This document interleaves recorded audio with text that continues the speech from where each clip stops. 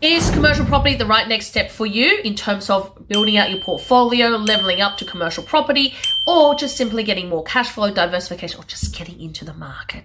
Is commercial property the right next step, or is it going to be total financial disaster? Let's dissect this in this video. I'm going to showcase to you why some of the reasons you will get into commercial property, what are some of the cons of getting into commercial property, but what are the 4 key markers that is in your life, and if you're seeing any one of these 4 markers, it is time for you to move into commercial property. So let's get started. My name is Helen Tarrant. I'll be helping everyday Australian become wealthy and retire financially free through commercial property. If that's where you want to go, if you're interested, make sure you subscribe and like, and also tune in to see some of my shorts as well. But make sure that you really tune in to the end of the video where I'm going to give you some practical tips on working out if commercial property is the right next step for you. So let's get started. Now, a lot of people talk about commercial property, and I've been teaching everyday Australians since 2016 how to get into commercial property. We became a buyer's agent in 2017, became Unikorn Commercial Property, which means that we transact all across Australia, helping everyday Australians transition from residential to commercial. I also have the largest community here in Australia from people investing from residential to commercial. So really know what goes on in your head when you're looking at converting to commercial property. That's changing from a residential mindset to a commercial mindset. But the most important thing when you're looking at getting into commercial is whether you're ready to take the leap, whether you've lined up all your ducks or not, right? But of course, if you spend all your time lining up the ducks, it will take 3 to 6 months and you've missed the market, so you don't want to do that. So let's look at the key markers that you need if you're looking at getting into commercial property. Number 1, you feel the cash flow constraint. Are you currently feeling the cash flow constraint that is basically making you feel like each month it's just getting harder and harder to maintain your portfolio? Each month it just feels like you're not quite making ends meet, and you're going to see at some point things are going to fall off a wagon. If you're seeing that, and that may happen in the next 3, 6, or 12 months, that you're foreseeing and you're worried and you're actively budgeting, but it just feels it doesn't go that way, but you have equity in your portfolio and in some of your properties, but you just can't access it, you just feel such a constraint, then commercial property is the right next step for you, because it's going to unlock that equity and allow you to buy a property that is 100% financed by the commercial property purchase, allowing you to move forward without compromising your current lifestyle, but in some instances actually helping you with your cash flow, because it produces cash flow from day one. A good tenanted commercial property produces cash flow from day one.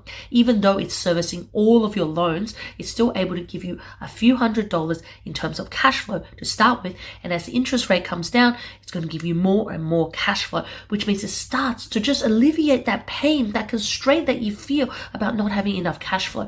And then from there, you can start growing your portfolio. So that's number 1 marker. Number 2 marker is that you feel like you've got enough pieces, but they're not performing. They're not performing that enough for you to let your hand go, right? To not performing to feel like, okay, if I wasn't working today, if I was sick, something happened to me, my entire family will collapse. My entire ecosystem will collapse. It depends on me to continue to work, continue to support my property, continue to grow this portfolio. If I wasn't part of it, everything will fall apart. There is income I need to bring in.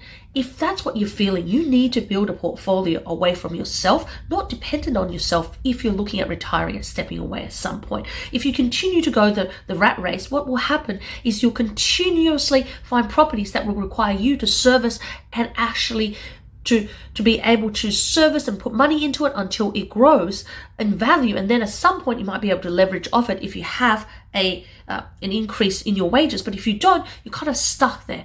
If this is what you are seeing and you're getting really worried about it, you need to build a portfolio not reliant on you, and commercial property is the perfect next step for you to build a property portfolio not reliant on you, because there is things like lease stock loans where it doesn't need you for servicing.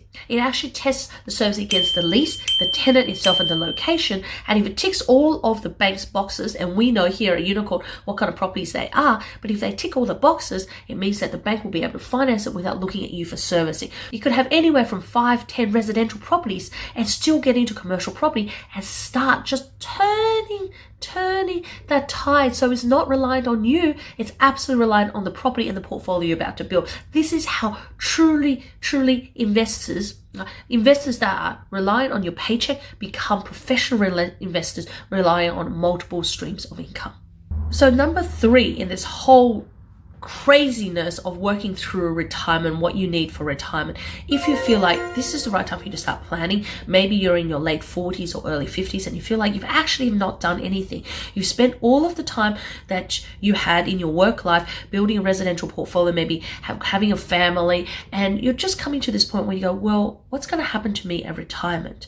If that's what you're thinking and you're just looking at your little buckets of, self-managed super fund or just super fund, whether it's in self-managed super fund or not, you're looking at what you have in terms of equity and you're looking at what you have in savings. You think, well, I'm just not enough and I need just a little bit more to be able to get there in my investment journey. Then definitely commercial property can get you there. It actually can halve the time you invest in commercial versus residential, which means instead of taking 10 or 15 years, it can literally take you 3, 5, and 7 years with the right strategies. And here at Unikorn Commercial Property, we specialize in strategy. Myself, I love building portfolios for my clients, and it's about how you roll from the first property to the second property to the third property, and so on and so forth. So if that's what you're looking for, you really want to book in for that strategy session with one of our strategists where we can take you through and show you how this absolutely applies to you.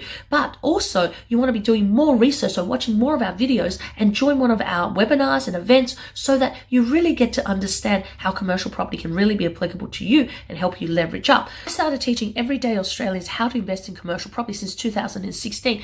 And when I started then, a lot of accountants and financial planners were saying to their clients, don't invest in commercial property, it's too risky. Today, the same financial planners and accountants are sending clients to us to help their clients level up to commercial property. So if you're looking at retirement, then commercial property is the right way to switch from residential to commercial. And we have here at Unikorn the largest community of investors from residential to commercial, because I understand the journey can be really, really, really scary. You don't know what you're looking at. The whole language, lingo is all different. The different types of properties are different. Instead of doing houses and apartments, house and land packs, you're doing warehouses, retail, office spaces, mixed use, childcare, petrol station. All of these things can be really, really scary. This is why you need someone who's an absolute expert in this. And this, I've been doing this and only doing commercial, and not just residential along with commercial, but just only commercial for the last 10 years. And I know exactly where the market is and I can help you through it. So if you're looking at planning for retirement, and absolutely commercial is the next step to go. Now, number 4, if you have looked around and you realize that, it's too expensive to actually get into the market to buy residential and property prices keeps going up, it's actually cheaper sometimes to buy a commercial property in the same area with the same level of growth. But this time you get cash flow even though you don't realize it. Right? Sometimes you just don't realize that in an area, the well-to-do affluent area, you need to spend $2 to $3 million on buying a residential property. Even in the lower socioeconomic area, or even in regional areas where you're looking at $500,000 to $700,000 looking to buy a residential property, you can actually buy the same property in commercial, but much, much cheaper. In an affluent area where it's $2 to $3 million in house prices, you can buy a commercial property from $1 million to $1.5 million. Yes, it's not freestanding, it is a strata, but it is in demand. It's where those affluent people go to spend their Sundays, afternoons, the cafes, the butchers, the hairdressers, is where they go, right? And why wouldn't you want to capitalize on that? But the other thing is, if you go into regional and you're spending $500,000 to $700,000 on a property, potentially in that same area, you could buy a property between $300,000 to $500,000 in terms of a commercial property that gives you more cash flow than the residential property, but also have growth. Again, these could be fish and chip shops, these could be beauty therapies, these could be allied health, medical tenants. All of these properties are actually there in commercial property that are going to out-deliver residential property, especially when you're feeling it's just too constrained, too stretched. You're drawing equity upon equity upon equity. You're finding yourself building a portfolio that you're negative $20,000 to $40,000 overall, or even worse on one property. Then you really need to switch that into commercial property. If you're seeing just these 4 signs that I've been talking about in this video, then it's definitely your time to explore whether commercial property is right for you. There's a whole host of opportunities in commercial where if you build out a portfolio, which is what you've been doing in residential anyway, just understanding and learning, having the right A team behind you to guide you. If you actually did that, you could actually halve your investment journey, which means you could retire sooner with better passive income and more security in income. But you got to know what you're looking at, and you got to know what you are investing in. So this is really important to look at some of the fundamentals. So if you're ready, thank you very much for watching my video to the end. I'm going to give you my 3 top tips to get ready for commercial property investment. Number 1, right? Know your numbers, right? Know your numbers is really important. So how much do you want to retire? 50,000, 100,000, 200,000? How much do you want to replace in income? Then work backwards to know what the first property needs to look like. Maybe the first property is about breaking even. So if your residential portfolio is negative, you need to break even first. On breaking even, it means that you actually need to bring back to neutral. So if you're $20,000 negative, you need to find a commercial property that is $20,000 positive cash flow after it pays out, yes, all expenses, so all outgoings, strata, land tax, everything else you can think of, insurance, plus all of the mortgage, and give you $20,000 in passive income. Now, that might seem really unable to be achievable, but there is ways and there's properties out there with the right strategy you can achieve that. And here at Unikorn, we can show you that. So you need to bring your property back into neutral. But if you already have a neutral portfolio, you need to take the next step forward and start getting $20,000, $30,000 in positive cash flow in that property, right? And start building out that portfolio. So that's number one.